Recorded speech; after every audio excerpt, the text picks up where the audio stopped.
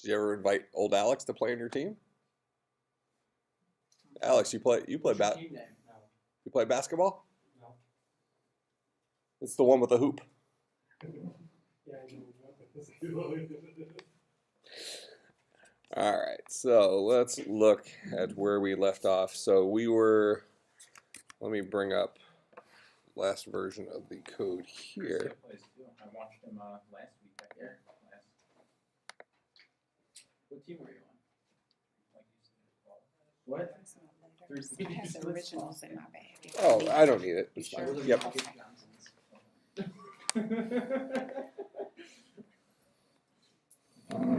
You can fill in the rest. All right. So let's see.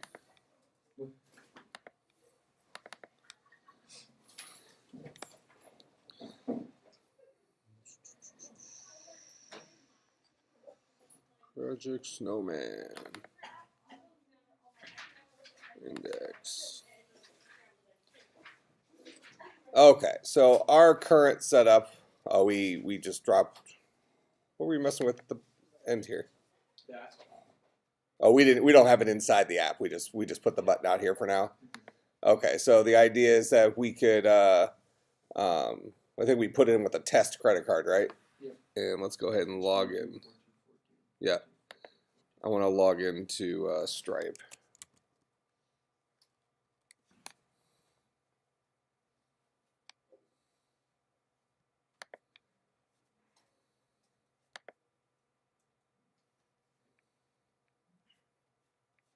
All right, so we have an account on here.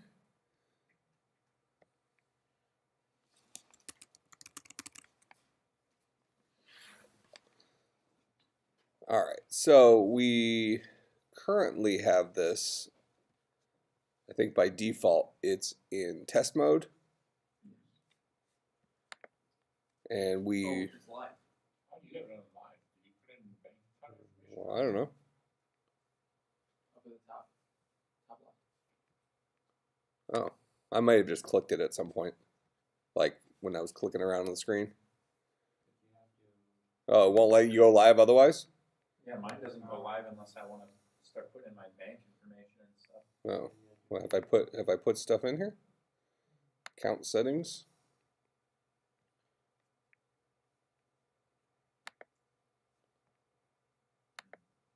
It would be under transfers.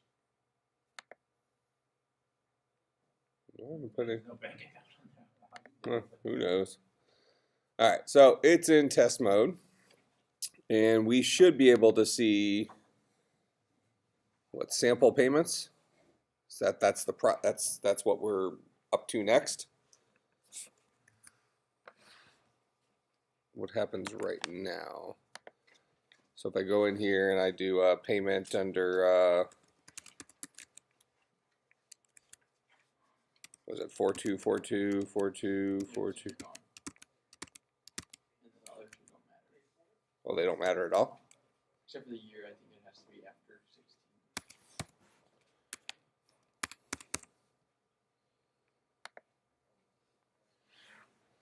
Okay, so it thinks it made a payment at this point.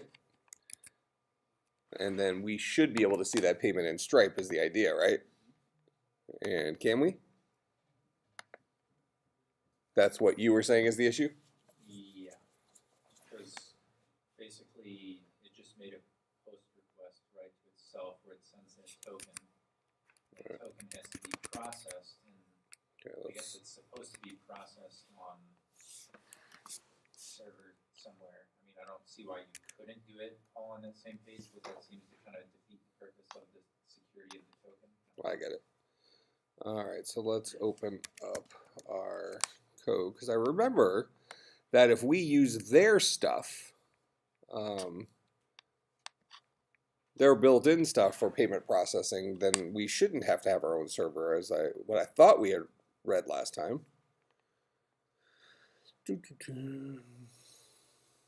So here's index. Where does that?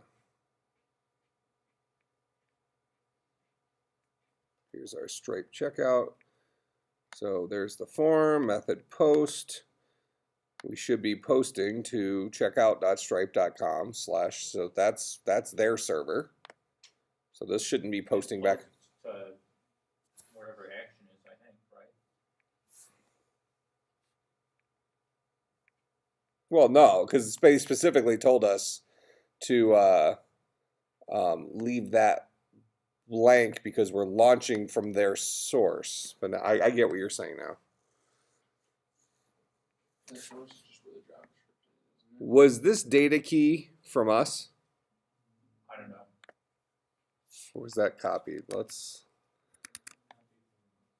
go and look here. Your account, you hit your account settings, API keys, and it should be the Test. Publishable key there. The test one. Is that the one we used? Zlil. MOALP. Yeah. Okay, so we use that one correctly. We use that one.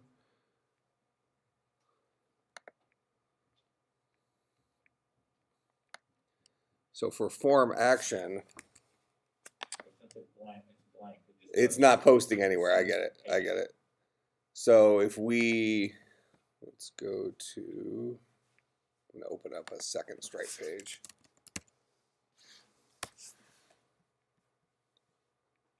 We'll go into the documentation.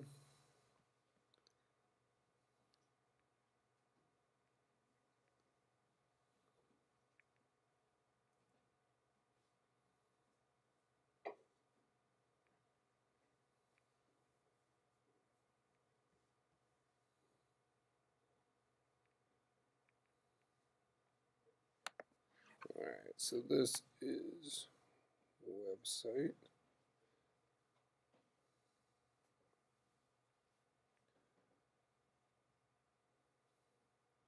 All right, so this is what we've done up to this point. Yeah, let's blow this up a little bit.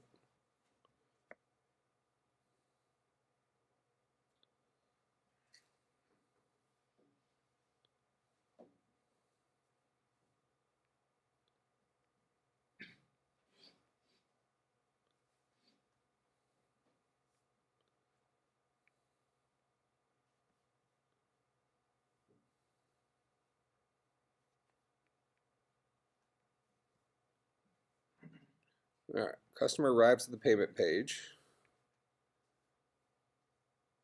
clicks the payment button, clicks the form, checkout sends the credit card details directly to Stripe from the customer's browser, assuming the details pass basic validation. Stripe returns a token to checkout or an error message if real validation fails. Checkout takes the return token and stores it in the page's primary form.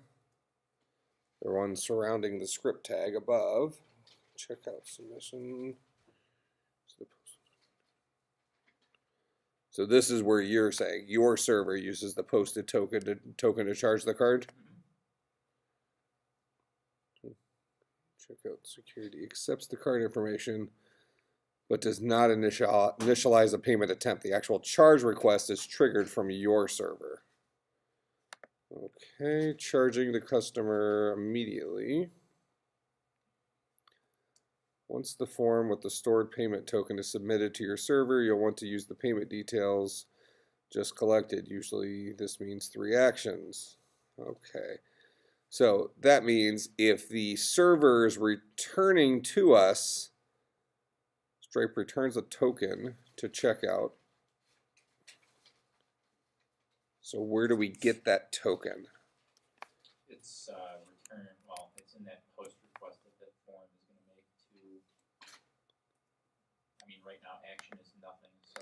Okay, so we would have to have our own callback, then we can get the token from that. Okay, so what we need to do is do a Angular form processing.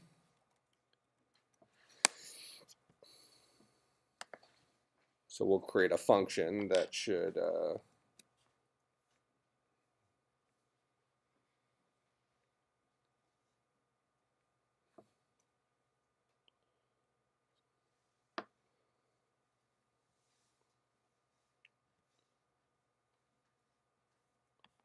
This isn't all that helpful. This is a lot of verbiage.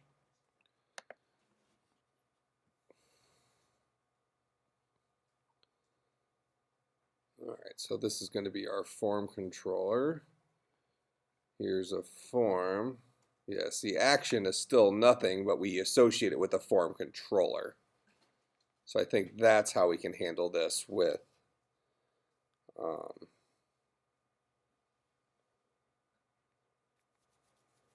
actually, we wouldn't even need, we don't even need to do it in a different controller. This is the submit form thing, so we'd have a function down here in our controller. They wrote it called submit form somewhere. Yeah, this guy. Yeah, here's the form data. So let's start off by proving that we can get that. Actually, I'm going to steal this. So in our form, so I think we still leave the action blank for this. Yeah, we'll just call it submit form for now. Okay, and all this is happening inside of our index controller. All right, so submit form is that. And then let's go ahead and create our submit form in here in our index controller.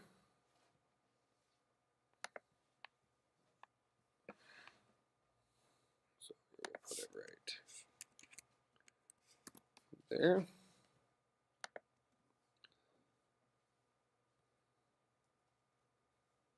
All right, so let's just see what comes back from this.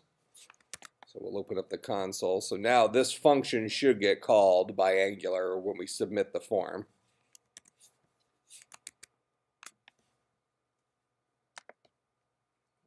Okay, so come back here, and then it's right click, inspect, console. All right, let's reload that. Pay with card.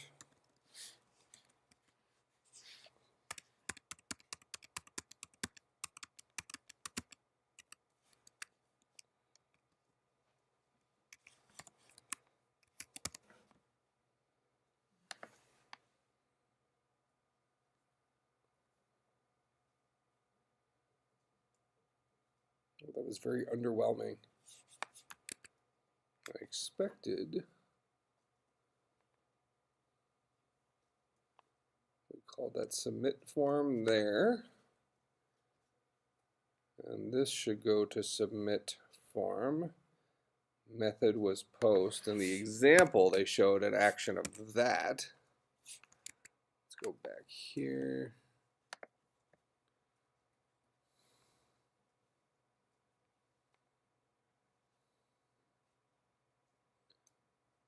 I don't think we need a different form controller. Oh, I bet you it's this. Oh, that does become interesting. Because we're not using the normal button. We're using that blue button that they gave us from their form. Let's see.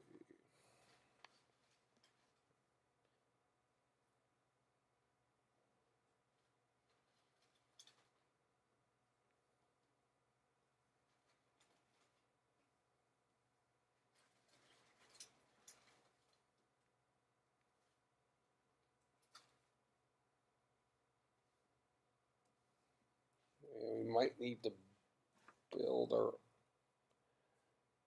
own button to do that because we're relying on their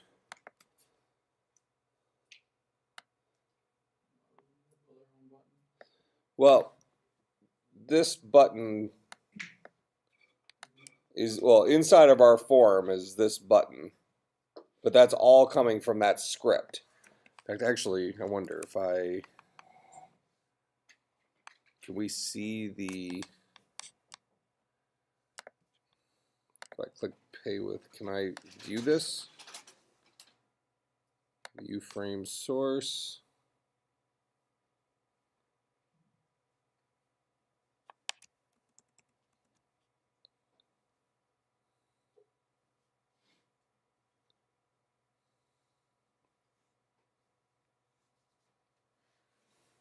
It's just all their CSS stuff.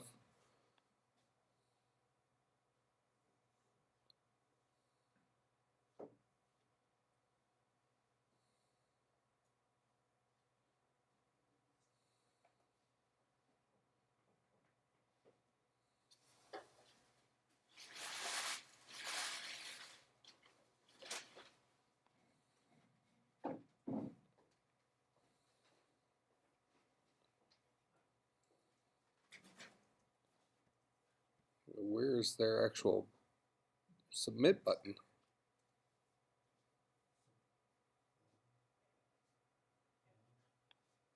What do you need that for? Okay, so here's the issue. So if you look at this example, if we want this function down here to process our form, so if we created our own form, we wanted the submit button to deal with it, this function needs to get called by our form. So here's an example of our form. ng submit on this form calls submit form. So we can wrap that our form inside of that, but the problem is that our form does not have a submit button. Our form, its entirety, is filled up with the output of a script, which came from Stripe. So this is the entire contents of our form. Right? If I come down here and I say input type equals submit, let's just leave it like that. I should now have a second button, I believe, that should show up there. That should just say submit on it. And if I click that guy, it'll go to our form.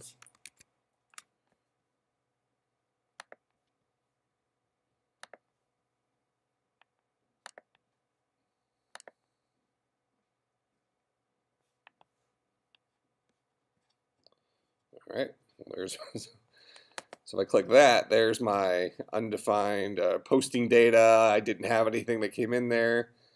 It is very interesting that that button is so aggressive like that.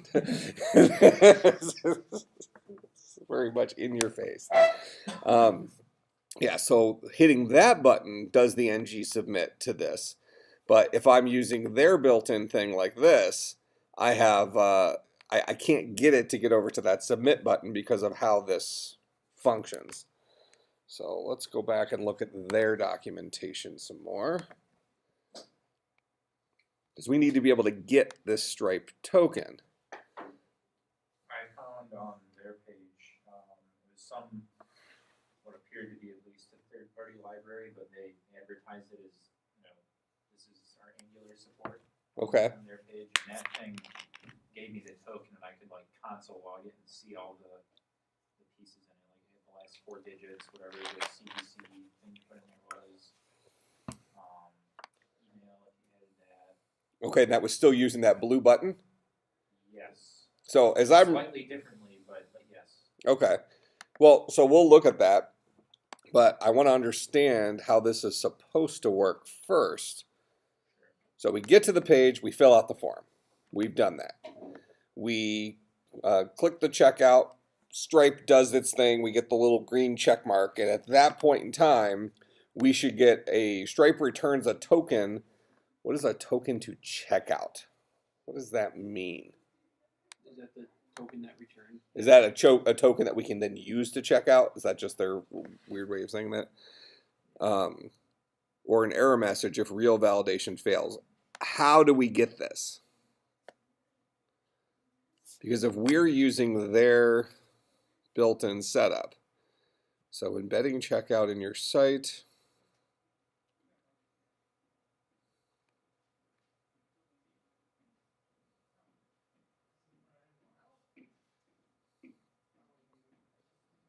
live key for, you can get your keys from the blue button demonstration above is to use your own custom button with checkout.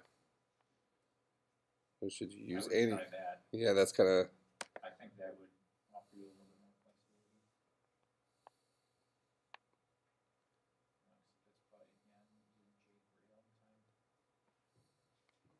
Okay. Custom checkout integration with jQuery, it's fine.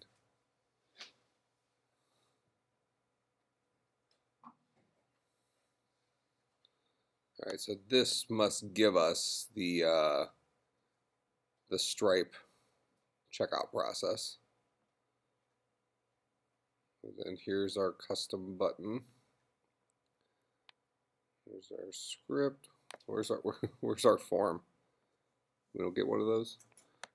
All right. So in the script, so this is all JavaScript.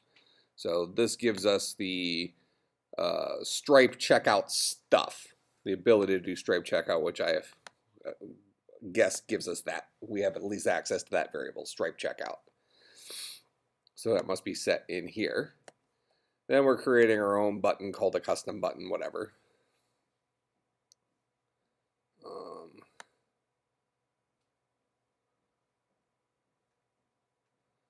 Here's our configuration for checking out. Let's create the charge. Oh, so this is actually arriving right in line. So we'd have to do our checkout on this side, but that should be okay.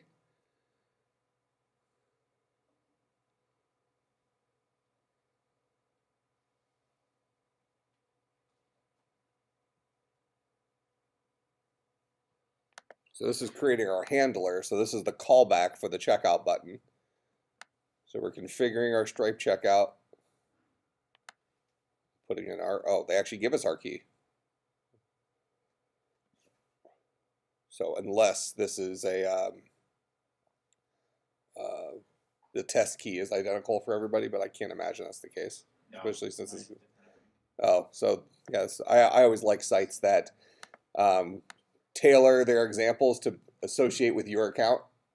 I like when they do that, so. All right, so this is our handler for it. Here's the same stuff we were just putting into the other thing. Here's the callback function. So this is where we actually get our token, so we can use our do the actual checkout in here. And then here's our custom button on click. Clear dot open. Yeah, it shouldn't be a big deal. All right, so custom button is this guy up here.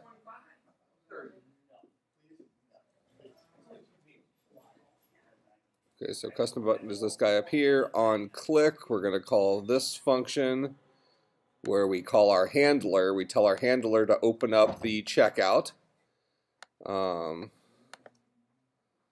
Oh, so this must be the pop-up that comes up.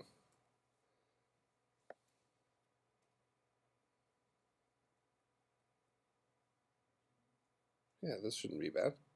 Let's steal this. We'll probably have to, actually, are we using any? This might be jQuery. We might have to bring in the jQuery library up top, but that'll be easy enough. Let's give this the old college try.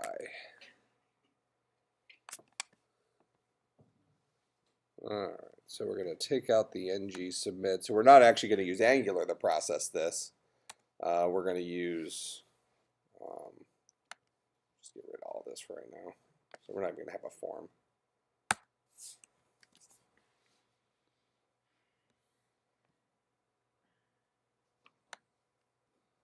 Let me indent this stuff. Handler close / script. Okay. All right, so this guy right here gives us access to the checkout stuff from Stripe. Now we have access to those objects. This is just a random button. In fact, we might even be able to turn this into an Angular processing thing here in a few minutes, but so we'll just say purchase. So this is just going to be a button that appears on the screen. This is plain Jane HTML.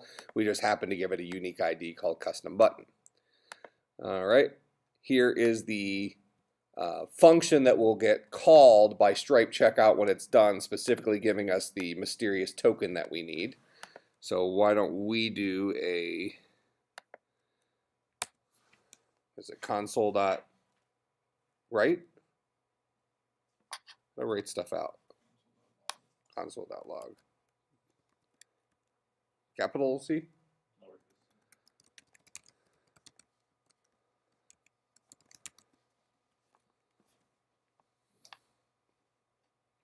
Okay.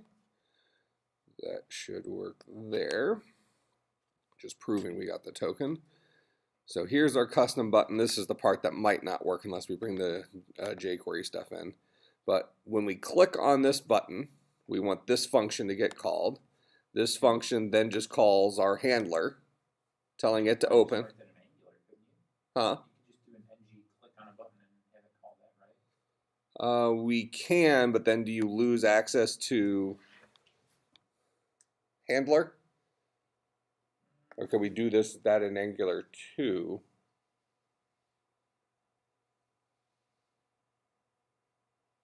The real question is do we have access to this? As long as it's in the same little script. Yeah. But it wouldn't be. We would be trying to do it in our controller. Sure. I mean, you could move all of that to a controller, I guess, but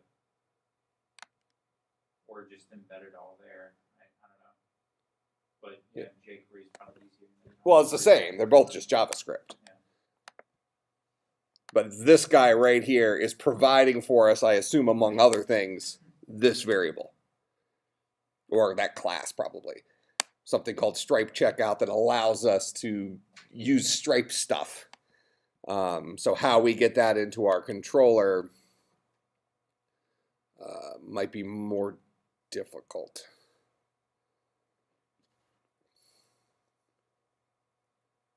Unless that's just part of our scope. We might be able to just say scope Stripe Checkout and get at it. But let's at least try it this way first. Because I don't think there's a huge advantage to using Angular in this particular case. Okay, so there's our checkout. Here's our button. Here's our handler that actually does the checkout thing. So this is equivalent to the same button we're clicking right now when we do the whole checkout process. Here is the JavaScript that's handling what happens when we click on that button. We're telling our handler to open. Should be pretty much the same thing it had before. Okay, so let's just try running this and see what happens. I think we got rid of our form, didn't we? Yeah.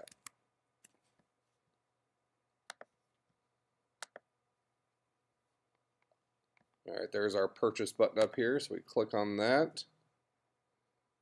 Oh, yep. So we do need to bring jQuery in.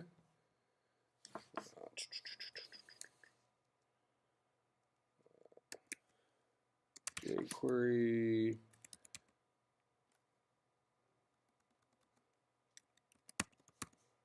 Script tag.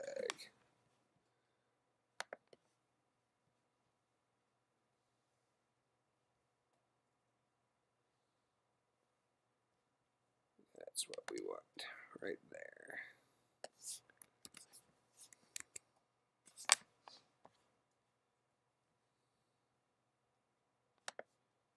Yeah, so just like we brought in Angular, JS will bring in jQuery.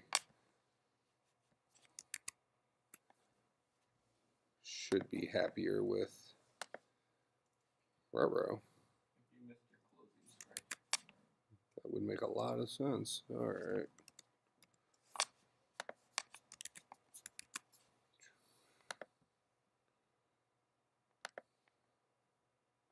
Okay, so far so good.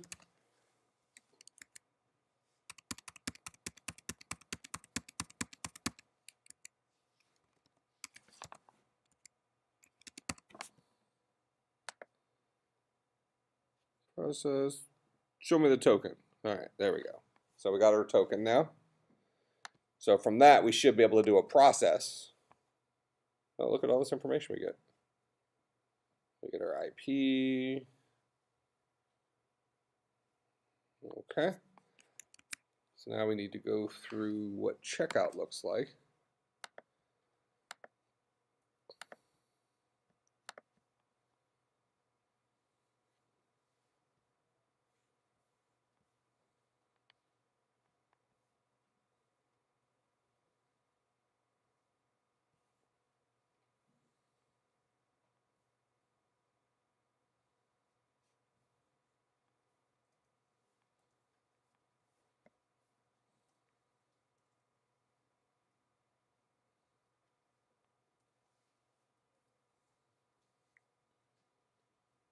Isn't that a little misleading that this thing doesn't actually do the checkout? Yeah. Like something that says checkout in it twice doesn't actually check out? All it does is check if the card and stuff is okay. Right. Then send it back to you to actually do that. All right, so we need to go back here. Your server uses the posted token to actually charge the card. Okay.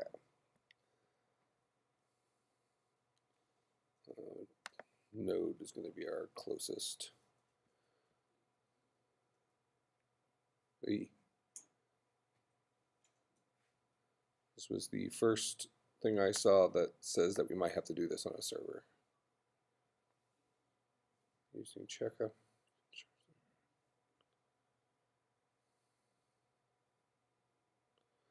Once you've securely collected and tokenized your customer's credit card, okay. Charge attempts are made from your server, normally using one of our client libraries. If you haven't already installed the... Alright, so I think we are certainly going to have to do this through Node.js.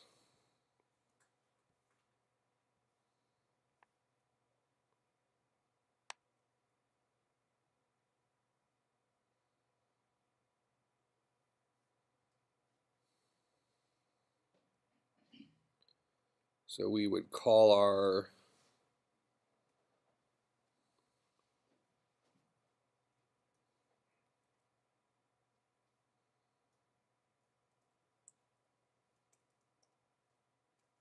seems really dumb. I can't actually charge on the Angular side. Even if it's an API call, I don't see why you can't, but that would seem to kind of defeat the purpose of the token security and stuff. Because then you're still doing it on the client side on the browser. So it's two-way two-way authentication where the browser is validating the credit card and getting a everything's okay token. And that token presumably isn't necessarily, well, I mean, the token actually is secure, right? Yeah. So so assuming, let's just pretend this is Angular. So we have our Stripe token. Oh, actually, no, this is the thing that links it to our account. Here's our token right here.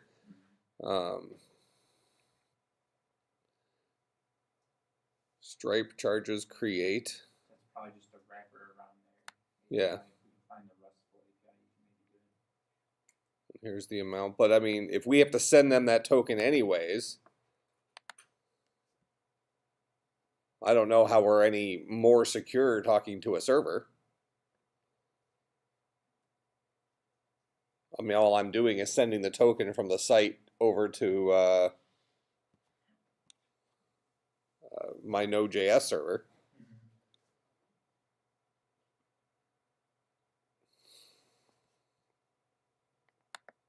So you can do it in PHP.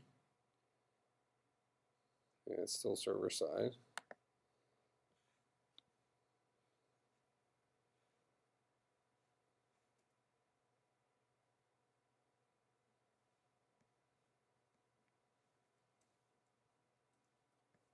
Let's do something here.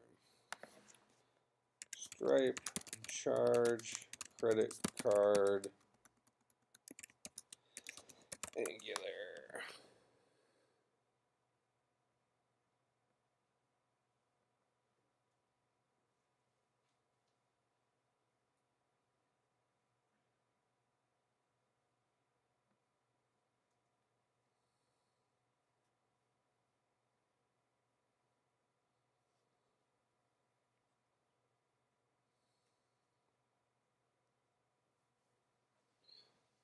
Let's look on here real quick.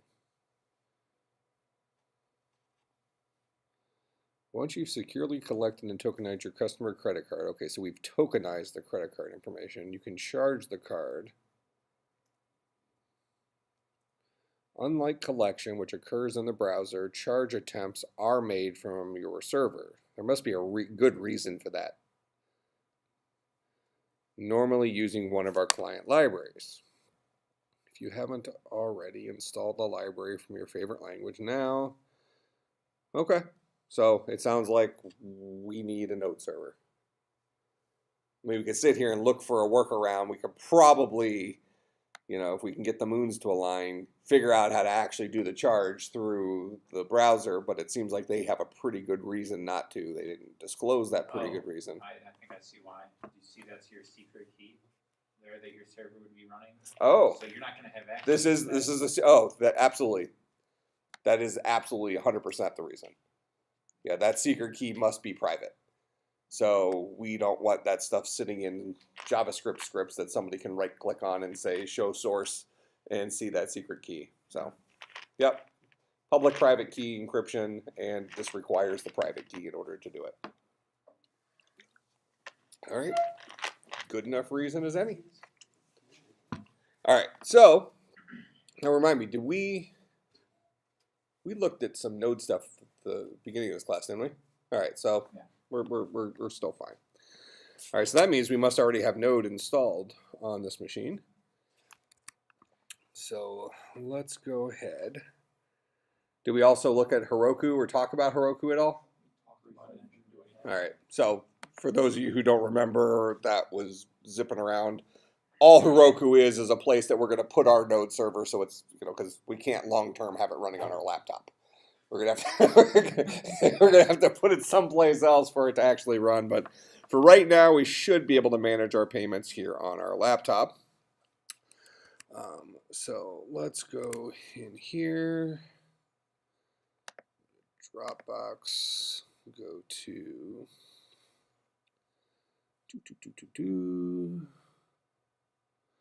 I'm lost. Clients. So that's that. What I'm going to actually do, we're going to create a new folder called website, and we're going to put all this stuff into that website folder. Let's actually call it Angular website. And then this guy is going to be the Node server. Okay, and I would expect, okay, good.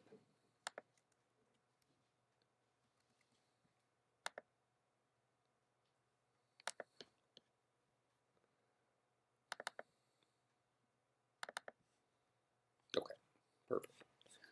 All right, so now let's get our server written. Go back in here. All right, so this is the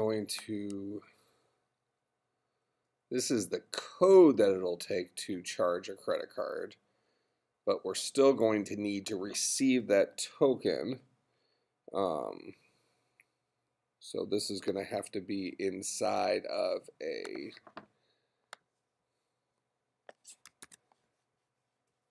So let's start off by giving ourselves a sample express server. So we're going to have endpoints, right? Node.js sample express server. Should give us our quick endpoint. Perfect.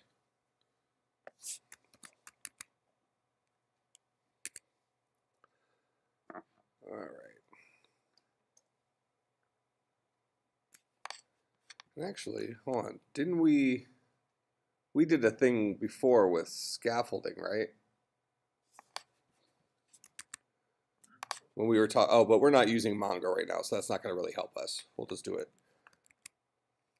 Remember before there was a thing for the mean stack where we could do, there was a node command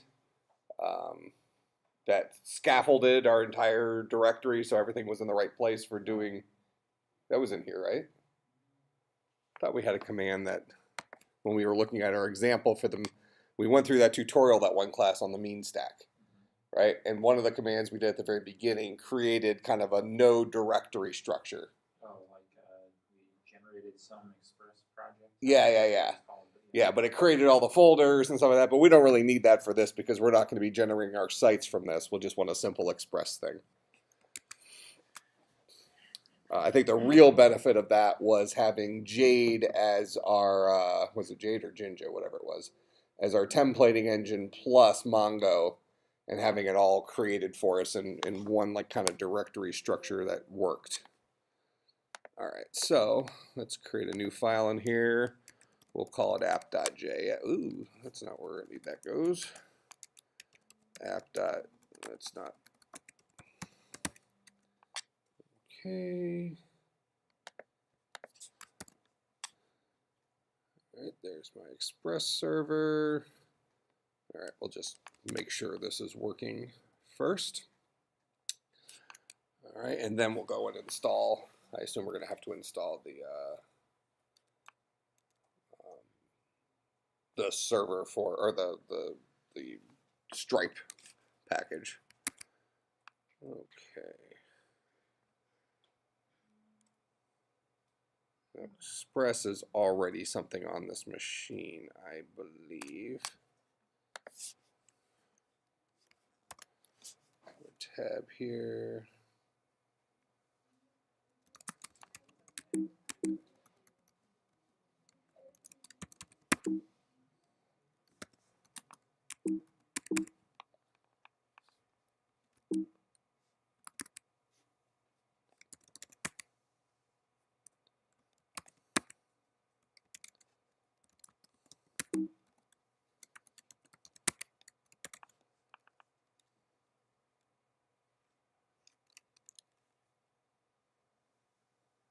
Let's see. What's the node installer? NPM. That's right.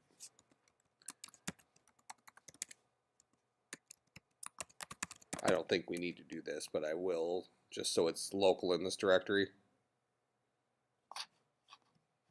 Okay. And actually, I think what we will need to do though is we're going to have that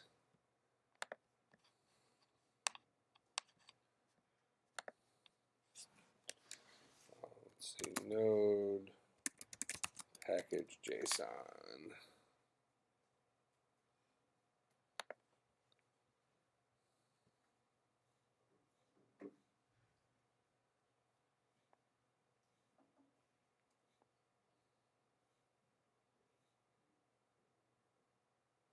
Do we not need to create that?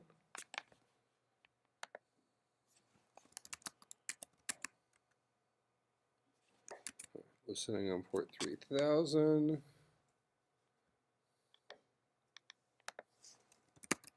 Localhost 3000. There's our hello world.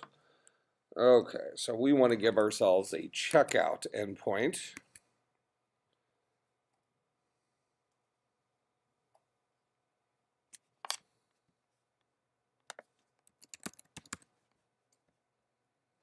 Okay.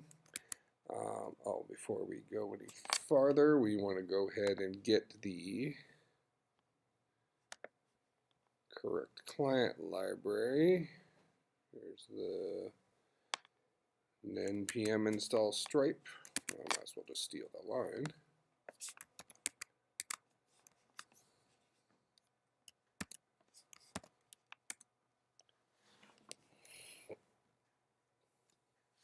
Okay. So let's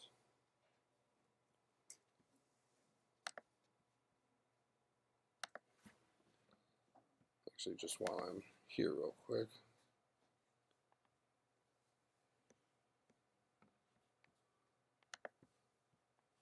Yeah, this is going to work anyways, because if we need to do checkout on the server, we're going to need that for the iOS and Android app anyways. Oh, So yeah, that's true. might as well have our checkout on a server. Okay. So we'll steal all this.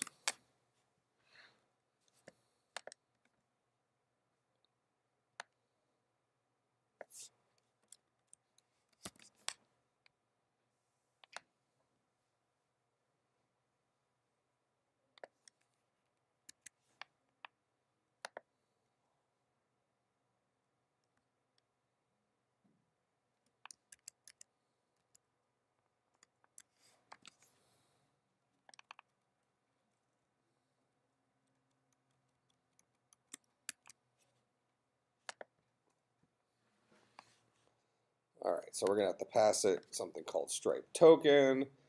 I believe this should be our secret, but let's check that. TCWK7. Oh, that's not the right.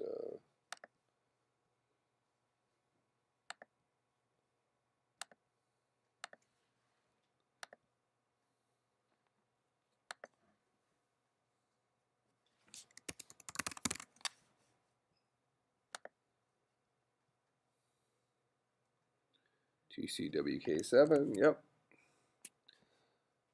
All right, and we're gonna charge this amount, even though we have them. So we're gonna probably have to pass in the amount we're actually gonna charge them as well.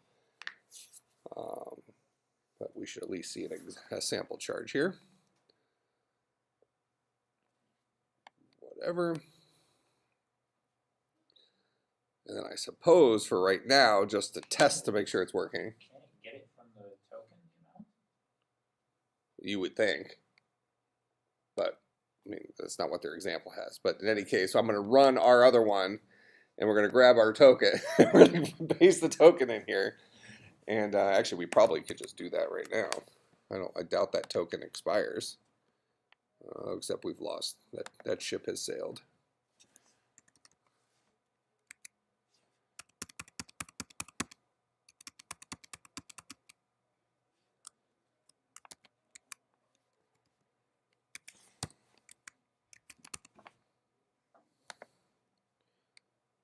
All right. So here's our token. Steal that. Go in here.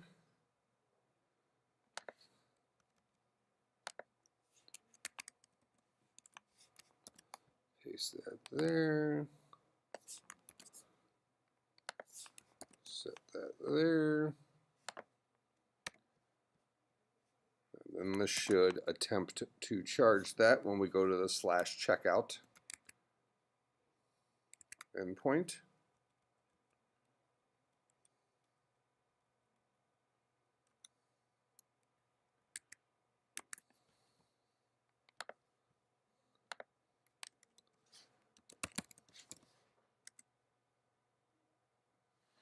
Well, we're never actually writing anything back, so we shouldn't actually see anything there.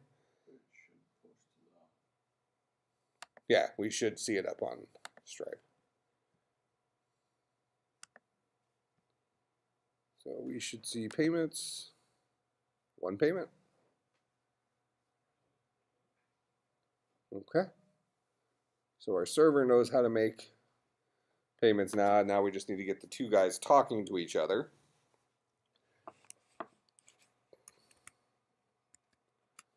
Okay.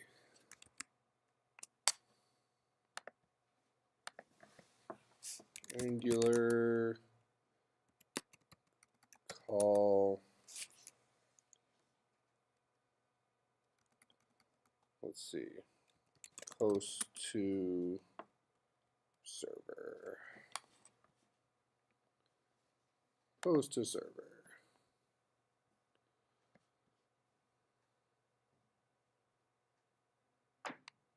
Right here.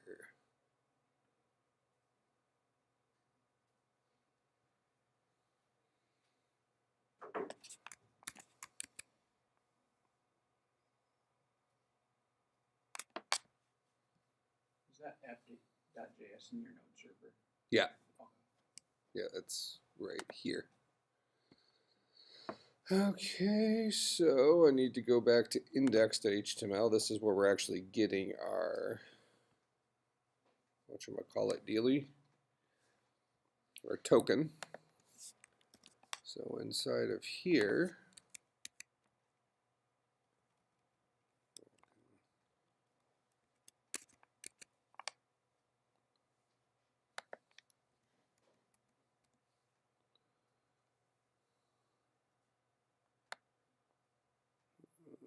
So would you put the action in as the dash checkout? No. for this?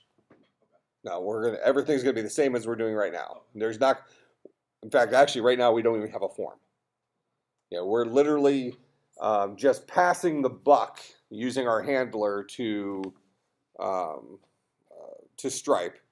They're sending us back this token. Then we're going to talk directly to our URL. So I'm actually going to probably do, this is where we're going to do the checkout. So I'm going to do HTTP localhost/checkout like that. And the data we're going to pass this guy is, this dude is expecting something called Stripe token. Stripe token. That guy. So I can go ahead and uncomment that and recomment that. Go back into, I'm lost. Okay, there we go. So we're going to pass it some data, Stripe token, and that's going to be equal to token. The rest of the stuff, I don't need to pass anything more than just the token. So it should just be like that. And then header information, that's fine. All right, so does that actually complete the whole post?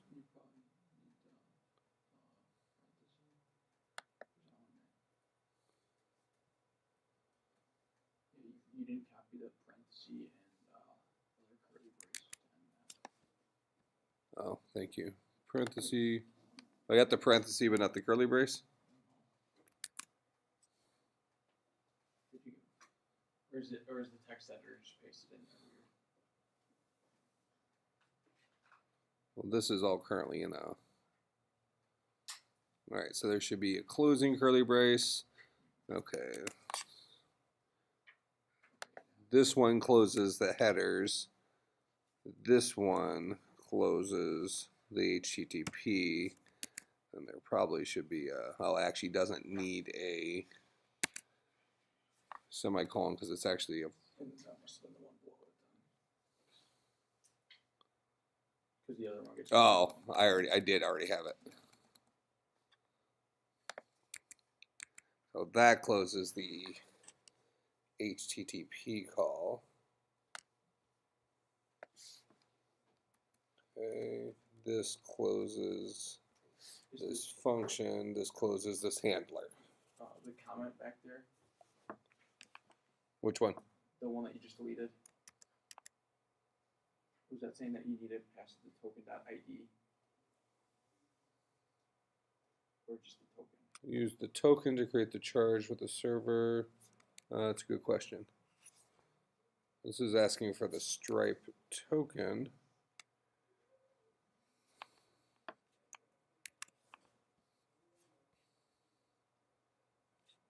Let's go back to our console here. Yeah, okay, so token.id gives us the actual thing. Okay. Good catch. All right, so that should be good. Well, we'll leave that in there for now. All right, so upon finishing that, we'll get our token, which will then actually talk to our server, passing it the token ID. Just real quick.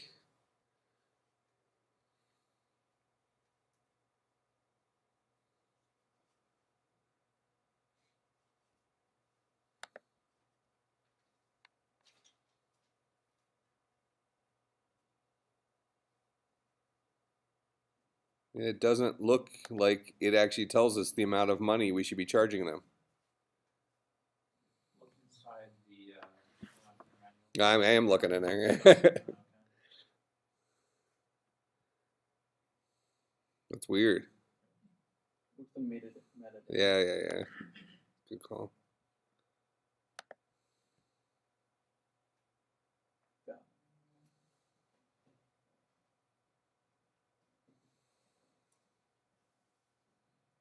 I don't think so. That's a little dangerous. So you can write, I mean, that's write an app that says, donate $1. You can prove their credit card and then bill them for 1,000. And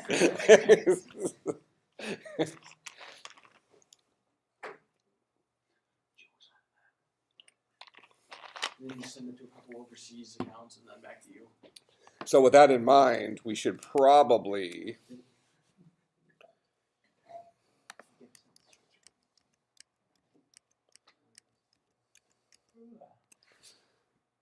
we're going to say token.id, and then let's also pass in the amount.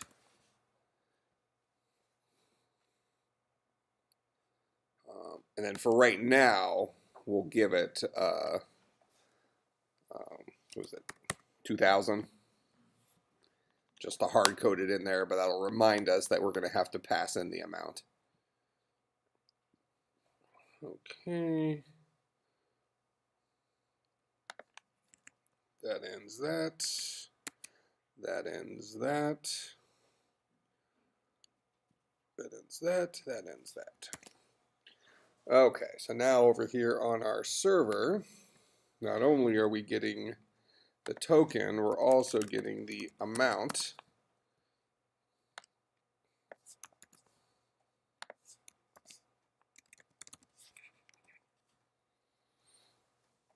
And then we're going to charge amount in US dollars using the Stripe token, description, whatever. Okay.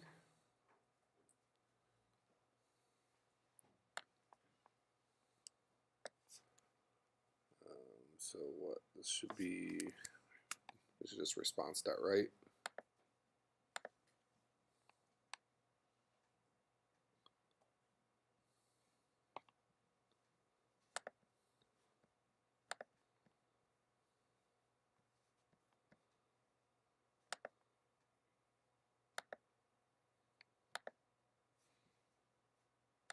There it is. Response dot send.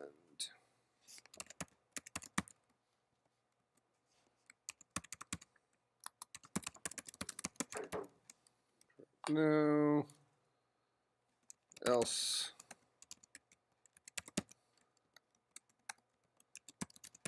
Success. All right. So there's our server with our private key. It'll receive the token and the amount. We'll create the charge, blah, blah, blah. Okay. So now let's restart our server.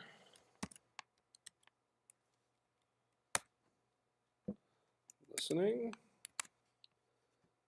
Let's go back here, run this, purchase.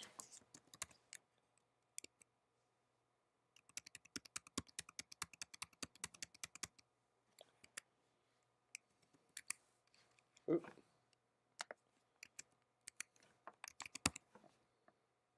All right, so we're going to be paying $20 here.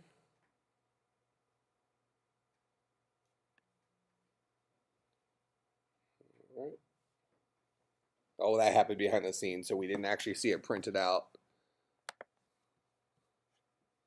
So now, if I click payments again, we should see one for 20. Oh, do I just have to refresh?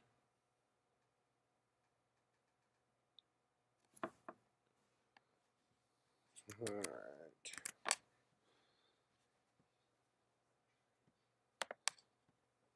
So this was our call. You see, this sets it up. Did this actually make the call?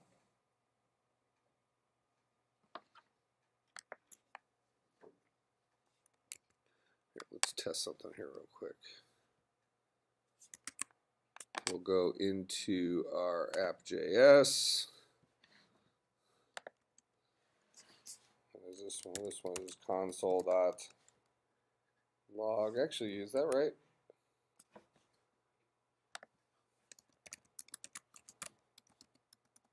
Echo to console.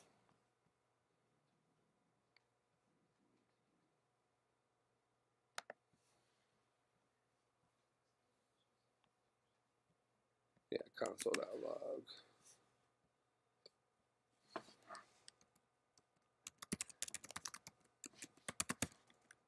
Processing payment. Well, this should have been a pretty good clue to me how to output stuff to the screen. So we'll know whether it's actually getting called when it's supposed to be processing the payment. So let's restart the server. Try to do another payment. Purchase.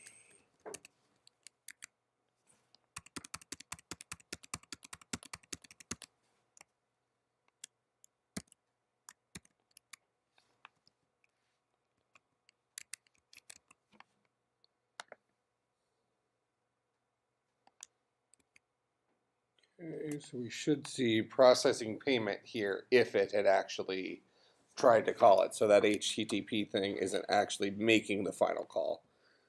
There must be another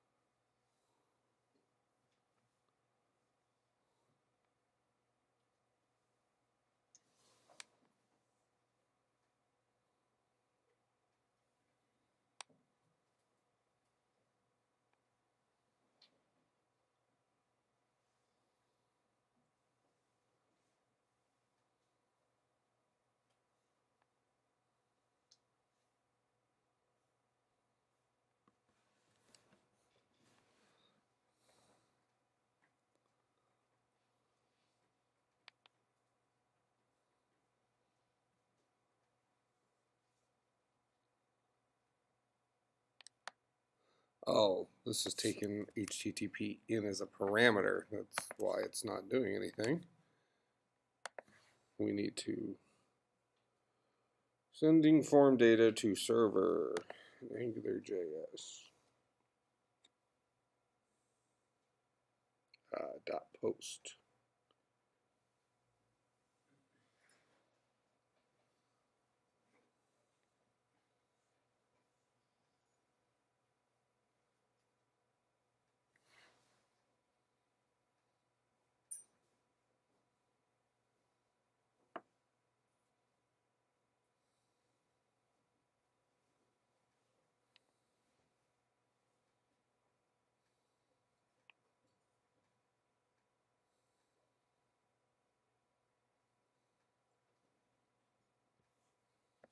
Let's see.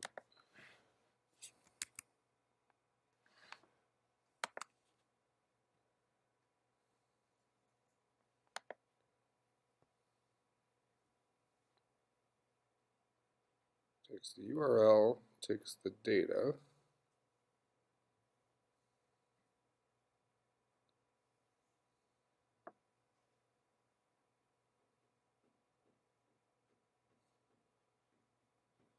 All right, data looks like this. All right, so we can do it this way. There's the data, there's the config. This is in our index.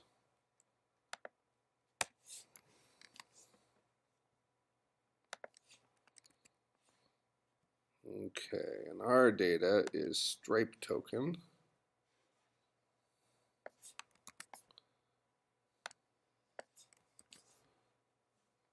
And that's going to be equal to token.id. And our data is amount equals 2000.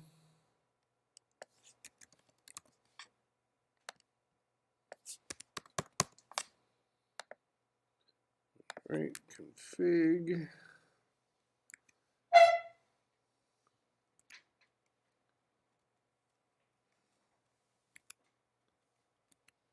It should be good there. And then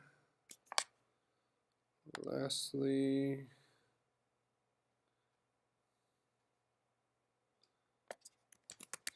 that.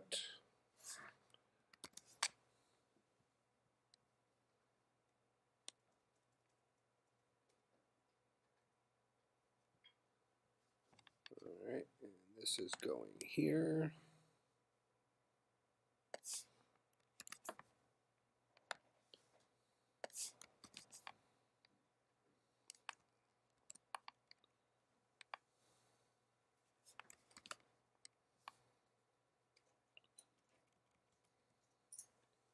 Passing it data, passing it the config, on success, do this.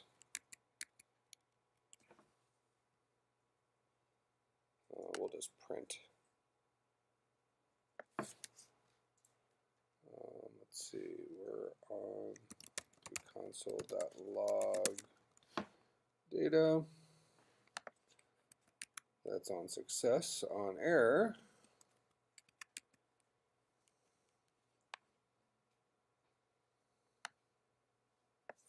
we'll also console.log the data that comes back.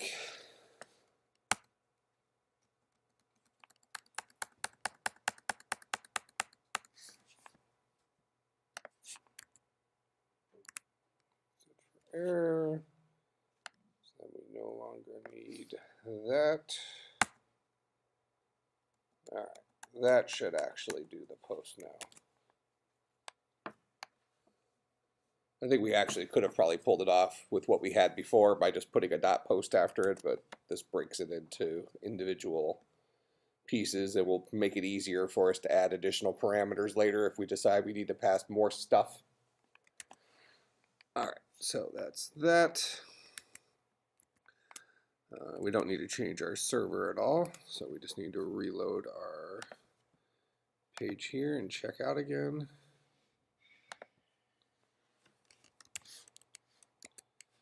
That. 1,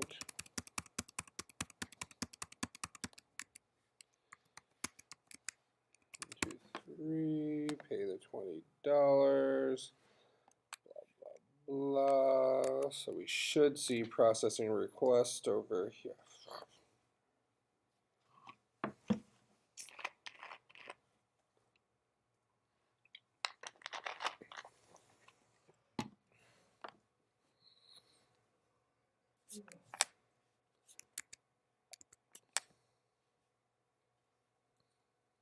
It looks so legit.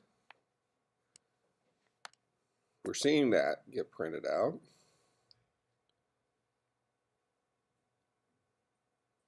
But this is never actually happening.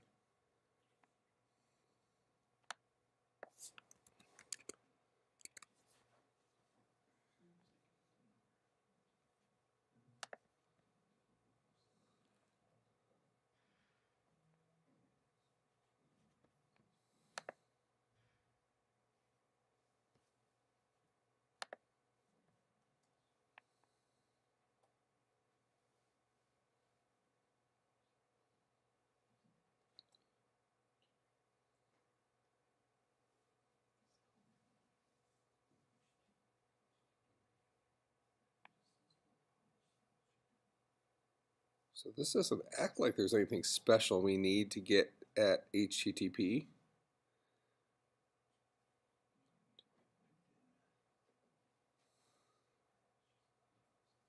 Syntax.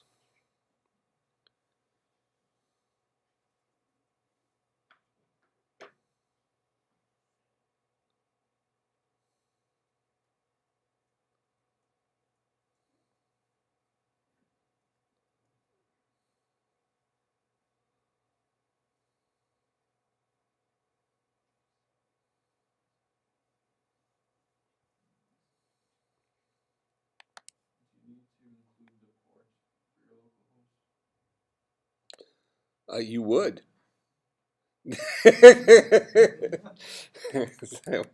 you certainly would. I was waiting to see how long it was going to take you to.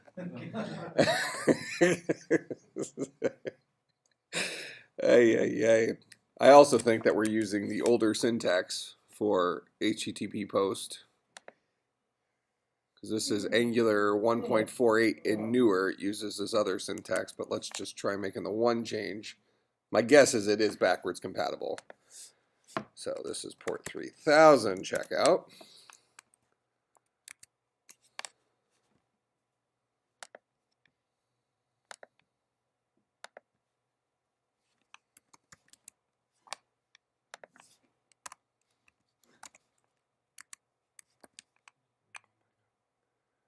Oh, that sucks. I copied the credit card information and it won't let me paste it in there. I guess good security.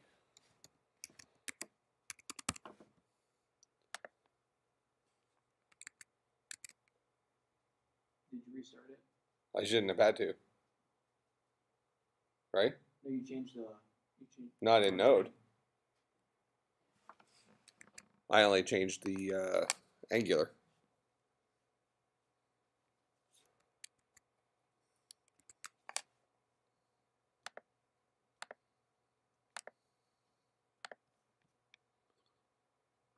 Localhost :3000/checkout. Okay, so let me switch this to the new syntax for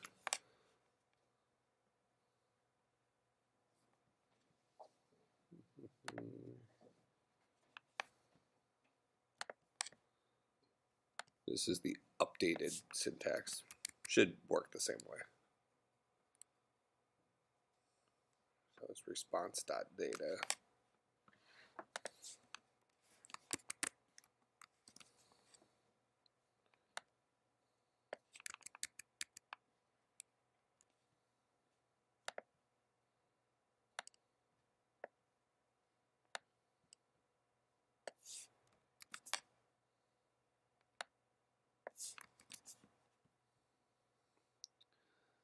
This is just response.data instead of just data.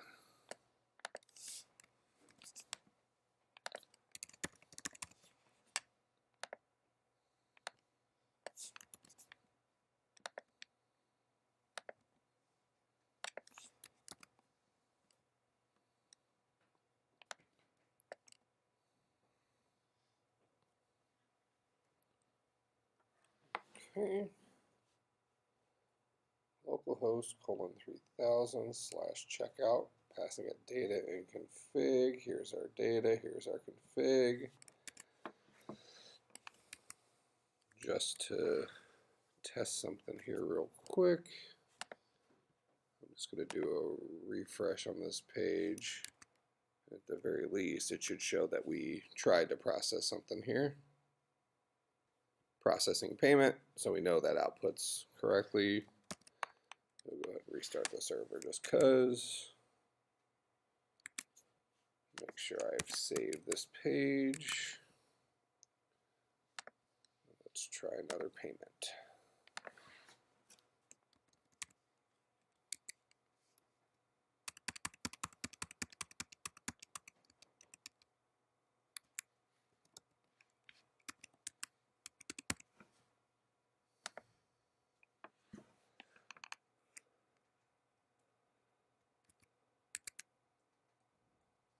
Why isn't it passing that?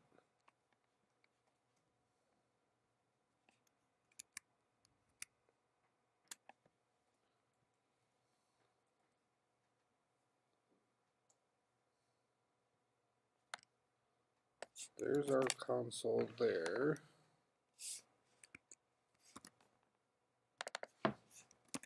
About to process payment.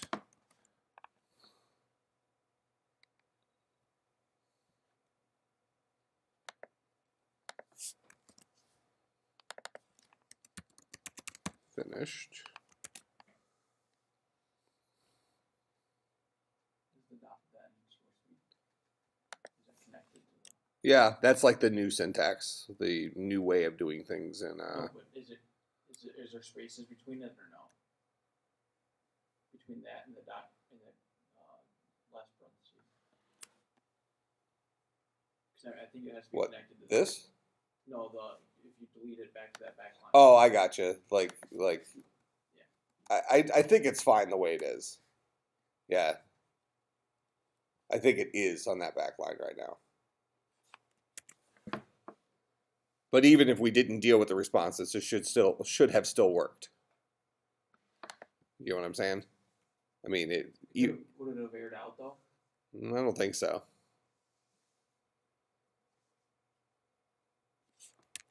So we didn't see errors either. All right, so now I'm printing out some stuff right before and right after, and we expect to see something in the middle. Let's see what we get here.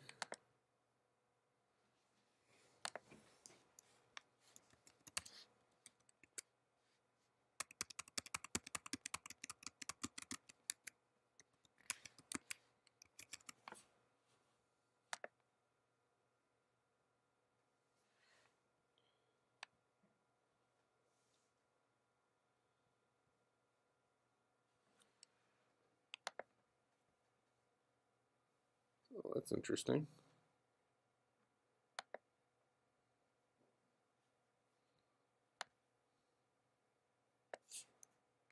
So I'm seeing the token.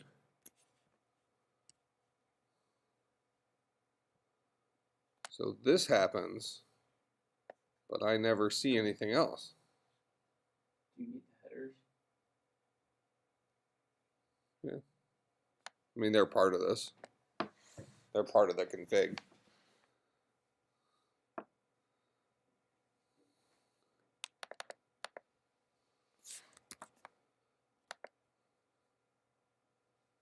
The question is, why would it stop there? Let's just see if we get here.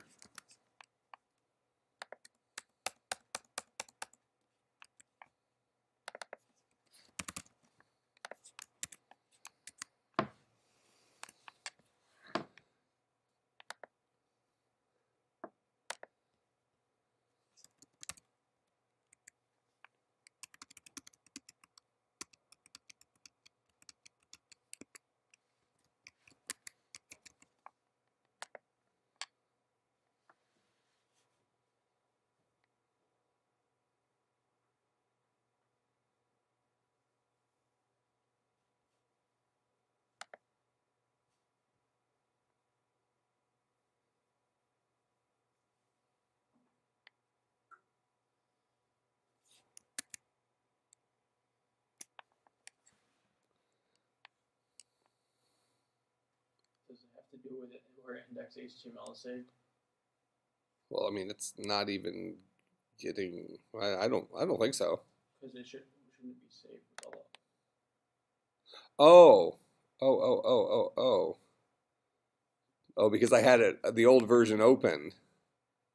Well, that's So okay, so this is, which one is this? This is the new one?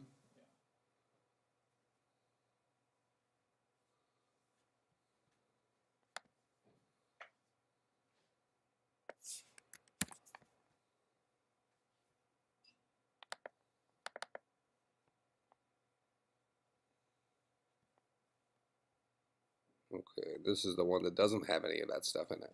That's getting run every single time. And I know I didn't copy that very first thing. There's that. yeah. Should be able to delete that file. There's that. Actually, let's just close.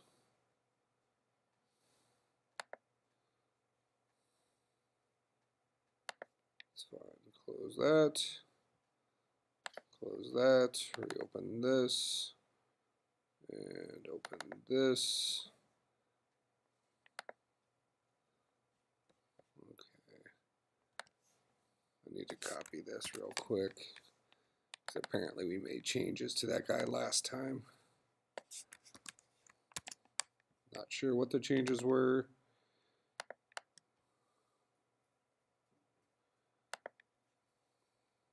Okay. Think we're back in business now. And who knows which of those versions would have worked just fine, but I think we should work this time. I no longer need to console out there. And I feel pretty confident we don't need to do these either.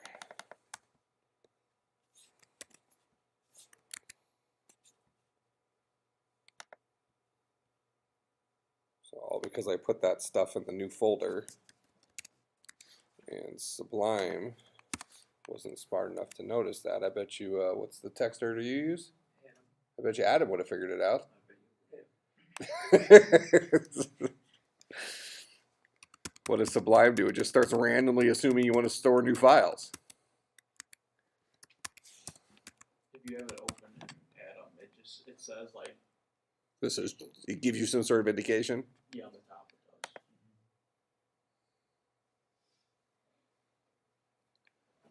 Okay, well, at least we got a reference now. HTTP is not defined. Bet you there's probably another Angular thing we need to. But at least that's a legitimate error. Angular.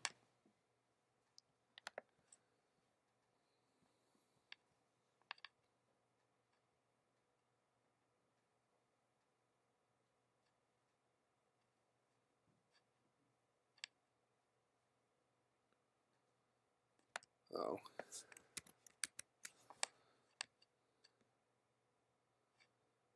What we're doing. Ooh. Aye. It's in the Aye. index controller. But it's not in the index controller. We don't have, well, Because you're in the HTML that does. right, but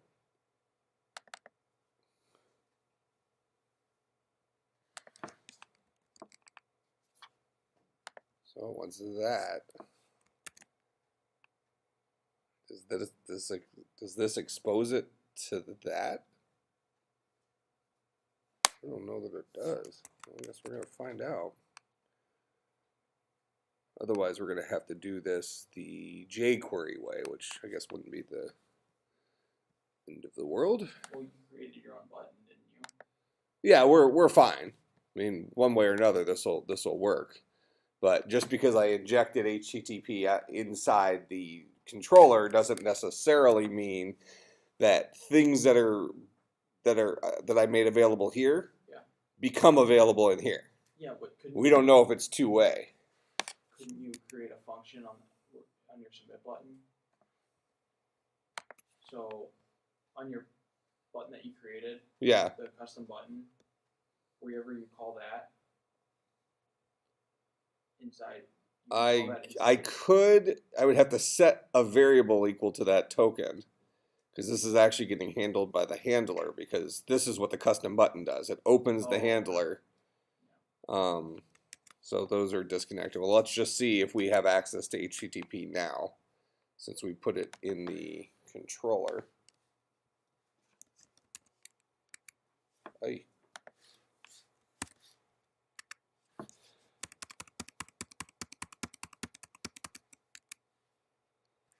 Nine 17 1 2 3. Yep. Doesn't like it. Okay. So we're not going to use the Angular way of doing this. We're going to say jQuery post to server.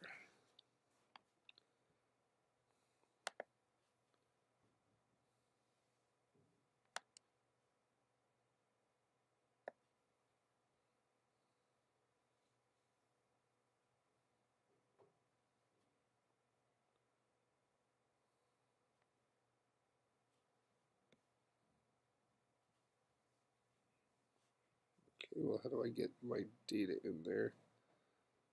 Along with request.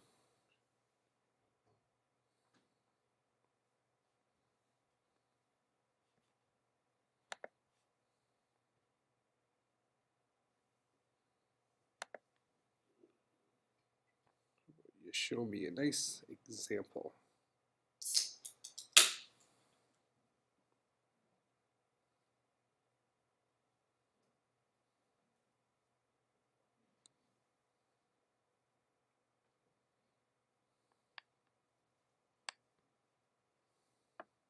There we go.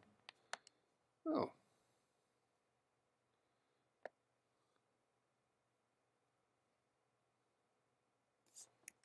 This might be quite nice.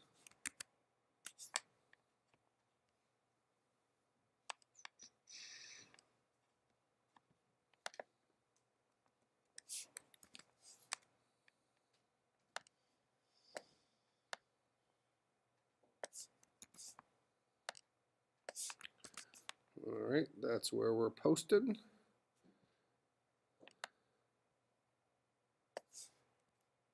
And we're posting that and that, just straight JSON.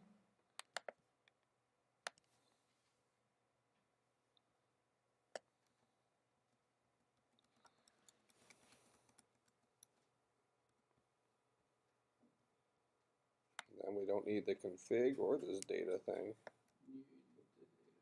No, this is the data. Go back though. Oh, the date. Okay. Oh yeah, I see what Yeah, so now we're doing it. We're using jQuery to do the post, since we don't have access to the HTTP thing over here in Angular.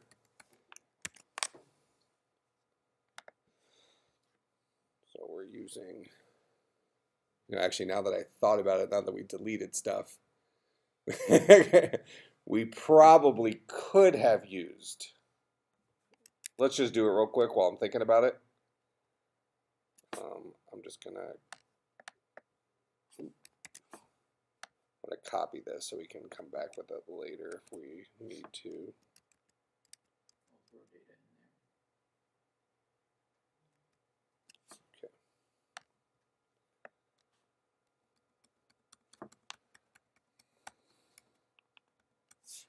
We'll do this in our controller, $HTTP.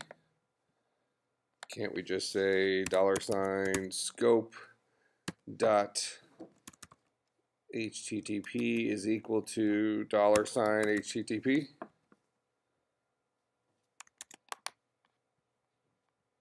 Actually, just so in case there's an let's just call this web post.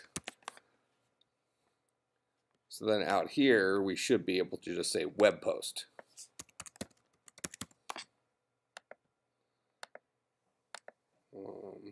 Ooh. No, the two-way binding doesn't. Well, no, it does. Except I'd have to do.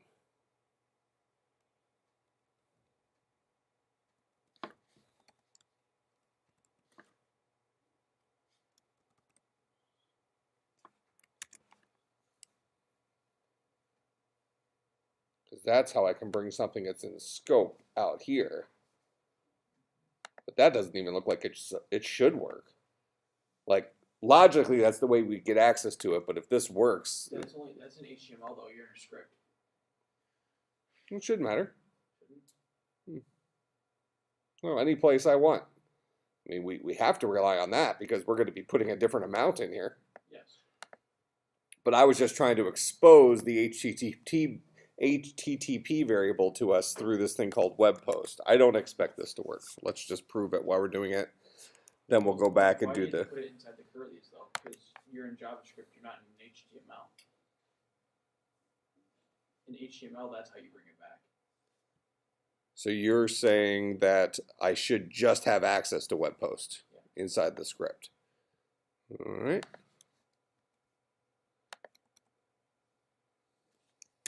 That certainly would look like it's better.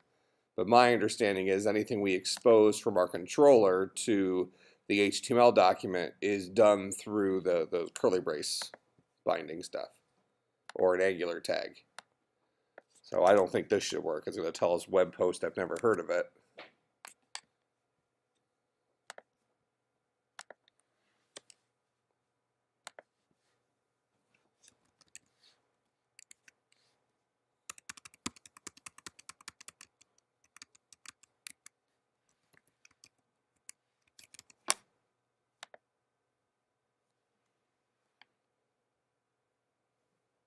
Yeah, web post is not defined. And then just for completeness, let's do this. And to be honest, that shouldn't work. Well, logically, it looks like it should work, but I can't imagine that it's going to expose the actual object. It's going to expose probably like the memory address or something like that is what web post would be.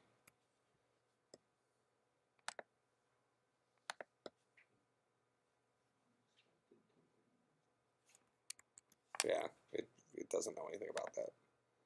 All right, so with that in mind, let's go back to what looks to be a far easier way of doing this anyways, using jQuery, which is just another JavaScript library anyways.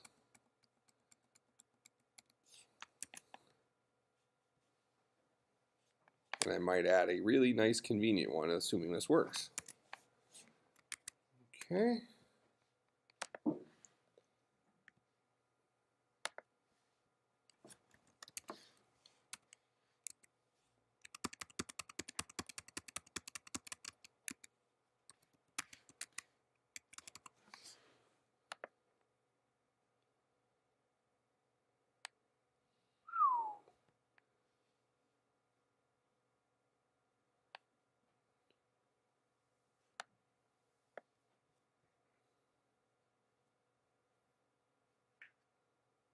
Okay, well, it tried to do it. This is more of another XML HTTP request cannot load.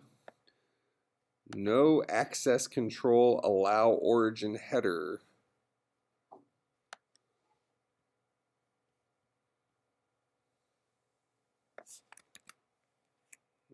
Okay.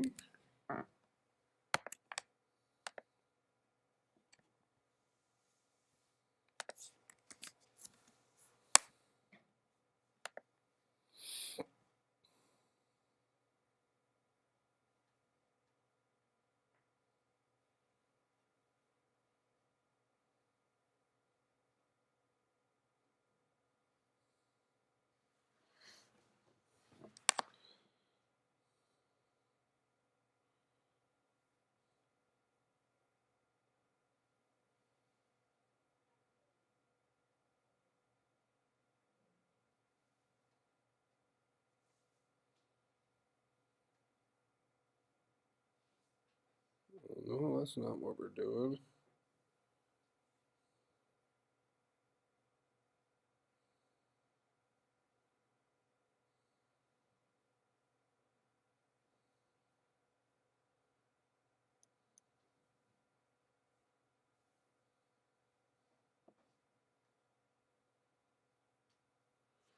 I don't think we should do that. This would probably work. I guess let's just test it real quick just to see it work. This is more of an interesting trivia thing.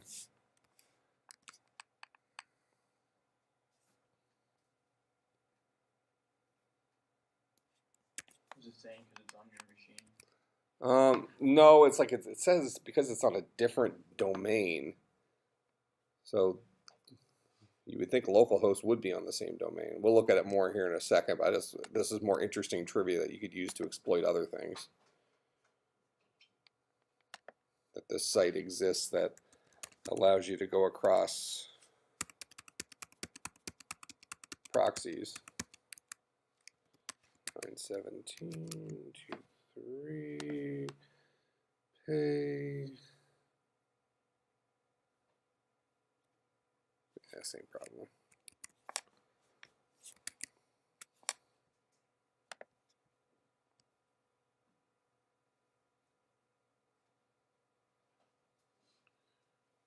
Files on the same.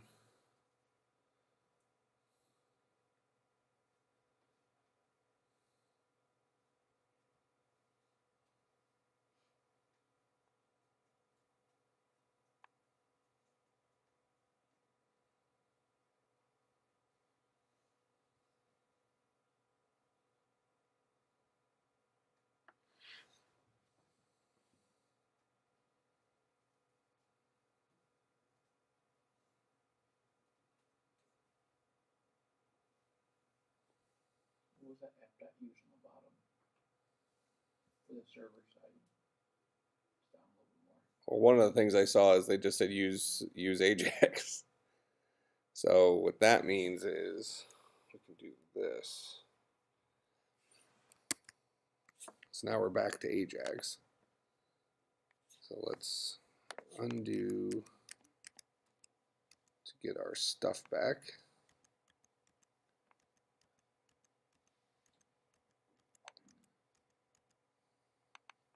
Okay. So now I'm gonna take all this stuff.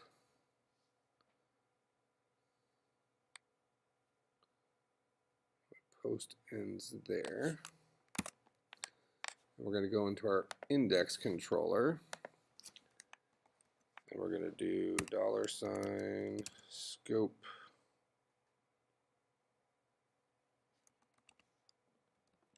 dot charge credit card is equal to a function that takes in a token and an amount. It's going to do all this stuff. We already have HTTP up there.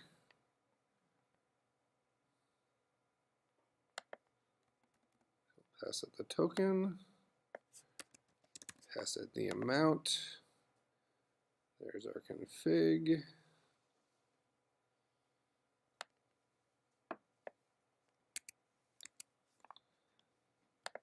There's our post. This should now work. Okay, so now we just need to be able to call this function from within our, so we're going to say JavaScript call Angular function.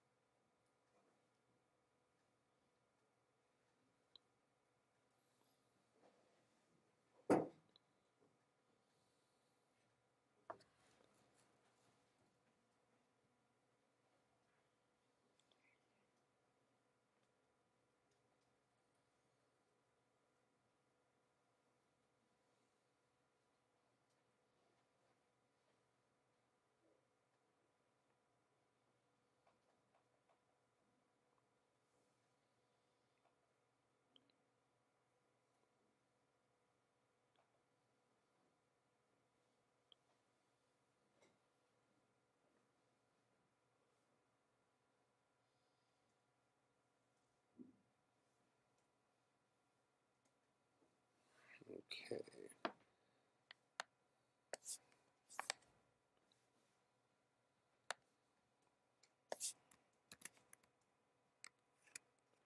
So we need to give it an ID. So back here,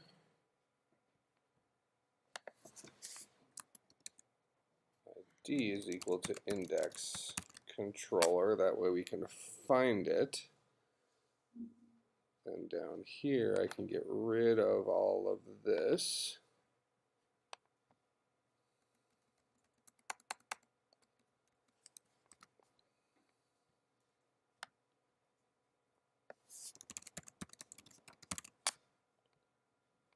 And then it was what, charge credit card?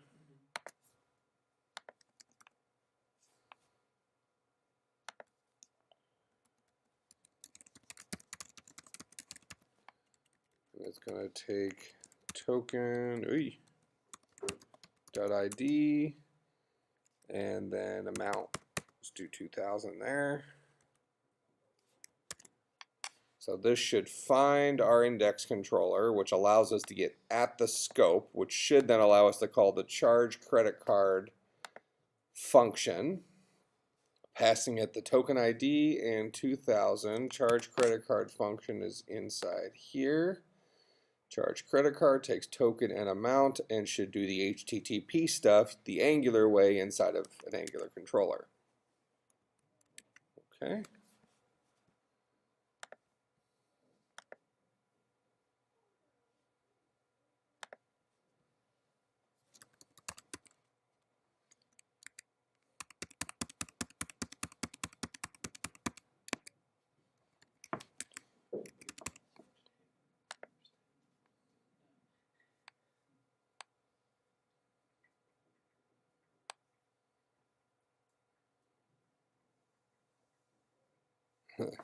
Same error on the Angular side.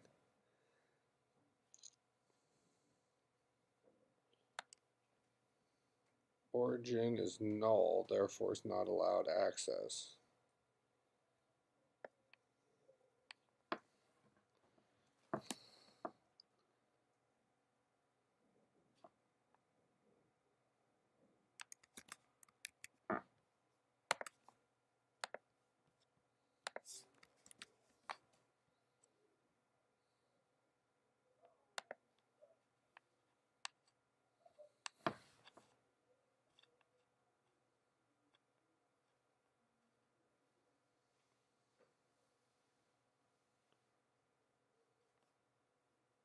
To load a local script using jQuery get script. It says it's on the server side, Says what's on the server side? the issue. That our server has to allow that? Need to add server side. The response had HTTP status code 404.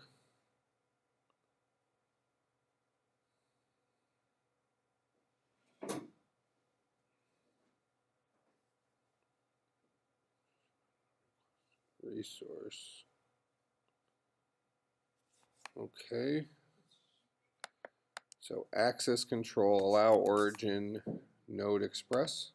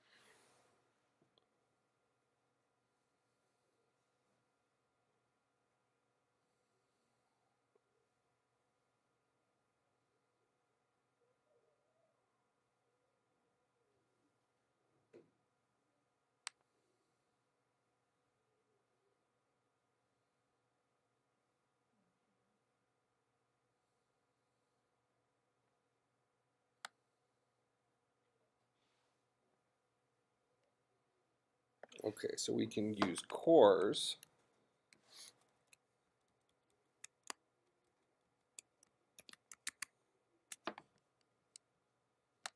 Which is the cross-platform thingy.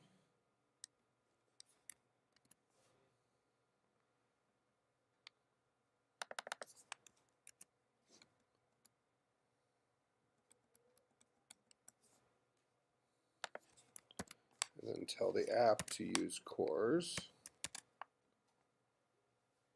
And then we need to do an npm install on cores.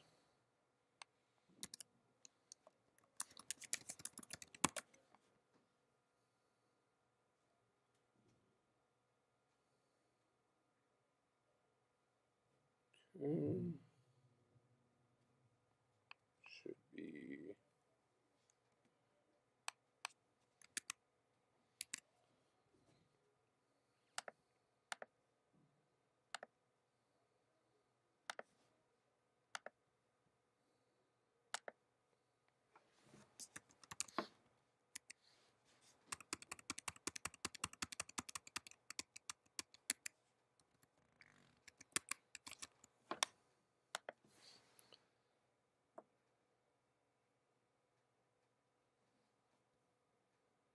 localhost 3000 checkout.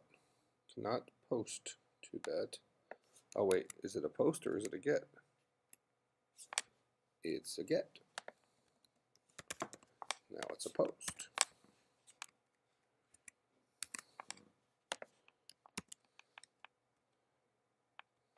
Where were you on that one, Chastity?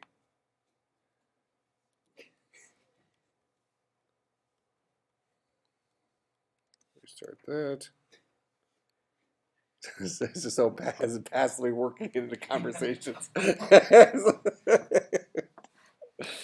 that sounds perfectly normal. That's a perfectly normal name. Yeah, what's the deal? I don't get it. Let's see. Okay, so that should be running now. Now we should actually be able to do a post request to that endpoint as opposed to just a GET request.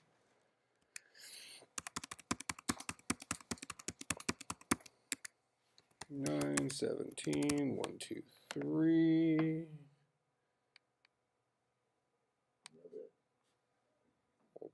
Stuff happened. Request is not defined. Layer, death, index, more death.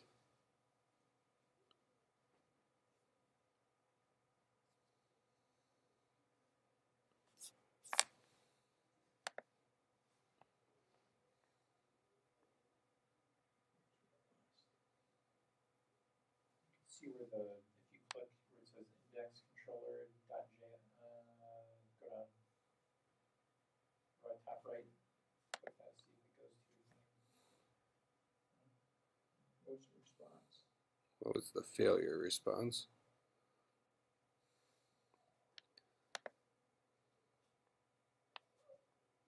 But then out of curiosity, let's go back here a bit. Let's go into index.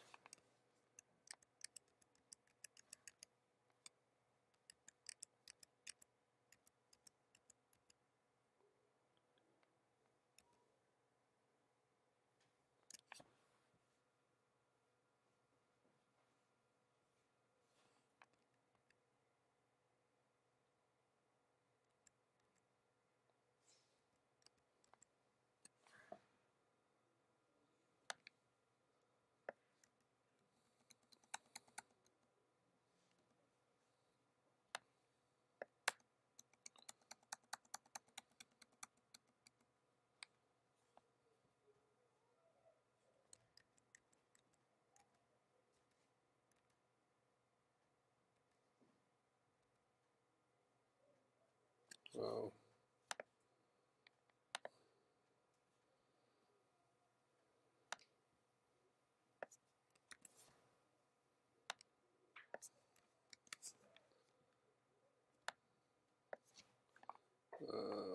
This is called a stripe token. Token ID. What's up? You can just copy and paste both of them.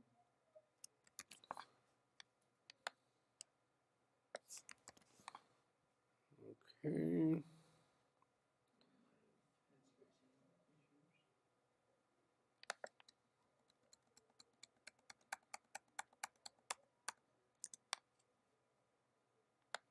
Then all this stuff can go away. All this stuff can go away. All right, so even though we still have the function in our controller, we're never calling it. So we're never actually calling this guy. And that guy should just still be fine. All right, so now we're back doing it the jQuery way. Fair enough.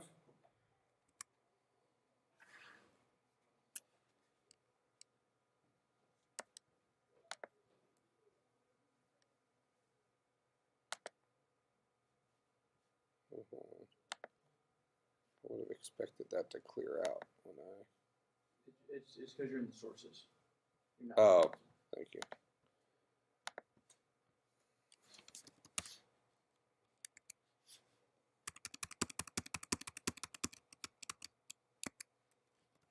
And 16, 1, 2, 3.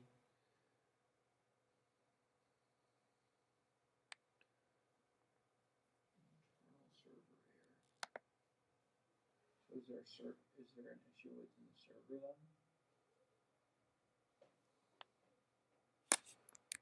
then? Let's see here. Reference error. Request is not defined. Okay, so that was in the HTTP. Oh, that was the Angular. That was an app.js. Right. Oh. it's going to be this.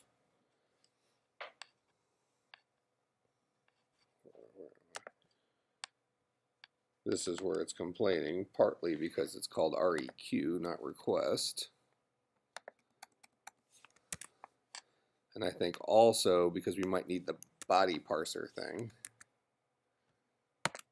Slowly but surely. Okay.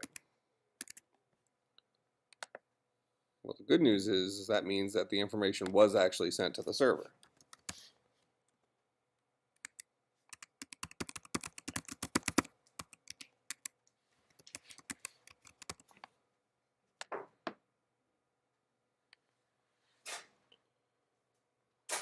Okay, let's see what that error is.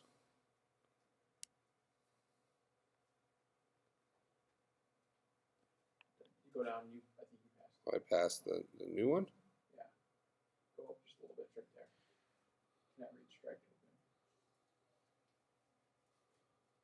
open. Oh, of undefined. Yeah, so that's the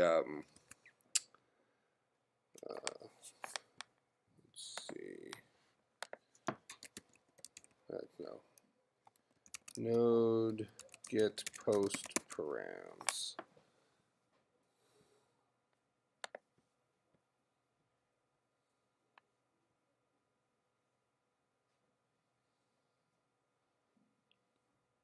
Yeah, that's if we use the body parser.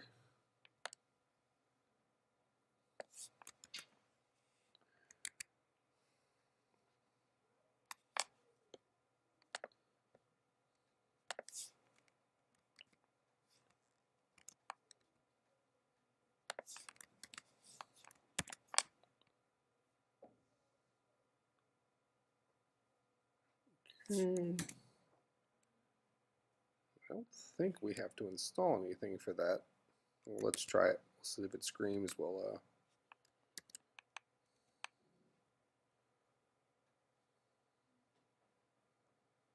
oh, it's no longer bundled with Express, so we need to body parser. I think it's like that.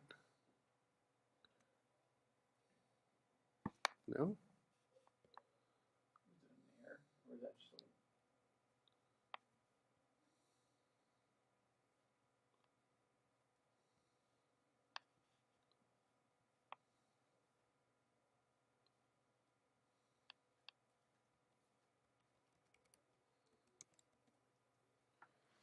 Oh, I'm gonna look it up. It's body dash. Body dash parser. Capital P or lowercase? It's lowercase. All right. So that means that this is probably not like that. Well, let's try it. No, it's var body parser equals required body parser. Oh, okay. The same And then, with the dash. okay, well, we can call this guy whatever we want. Equals require body dash parser. And then it's going to be app.use body parser. Parentheses probably.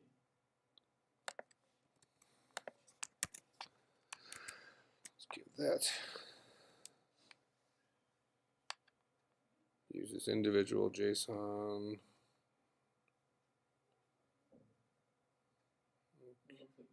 It's working, yeah. I'm just interested in what the error message is.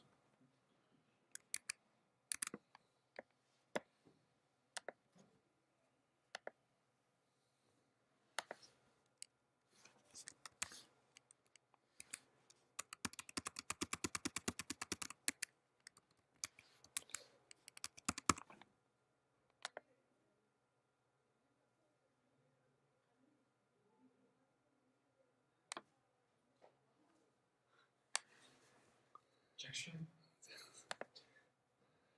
Everybody relax.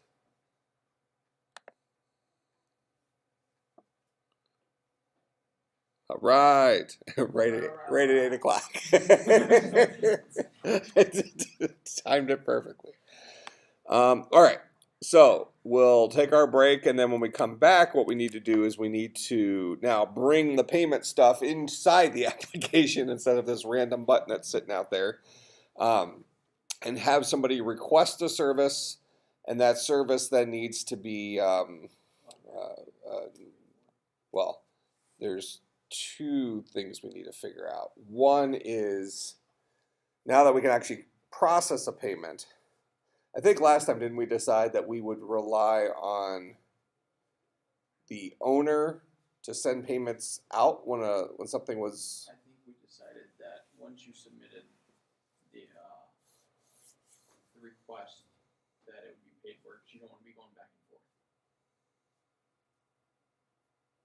Well, we'll have to look at how Stripe does it. I'm thinking that if I'm the business owner, like Dominic, what would happen is I just collected the snow removal money from the client. Yeah.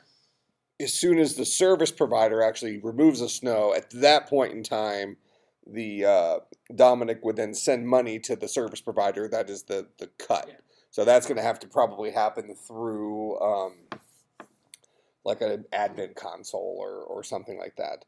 All right, so what's next for us is to go in, move the thing inside the application, and actually process a payment as part of the request a service thingy. But did we decide it was after it was completed? That this provider gets paid, Right, the provider gets paid, but what about when the client gets charged? the client gets charged right away. Does the client get, yeah, because if we didn't do that, then there'd be too much back and forth. So we're going to charge the client right away, knowing that we can refund them. Yes.